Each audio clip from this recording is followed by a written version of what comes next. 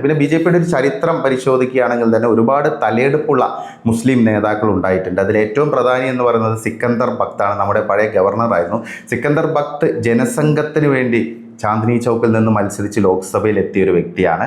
അദ്ദേഹം വളരെ തലയെടുപ്പുള്ള ഇന്ത്യയുടെ വിദേശകാര്യ വകുപ്പൊക്കെ കൈകാര്യം ചെയ്ത ഒരു മന്ത്രിയായിരുന്നു. അദ്ദേഹം വാജ്പേയിയുമായിട്ട് വളരെ അടുപ്പമുള്ള ഒരു ലീഡർ കൂടിയായിരുന്നു.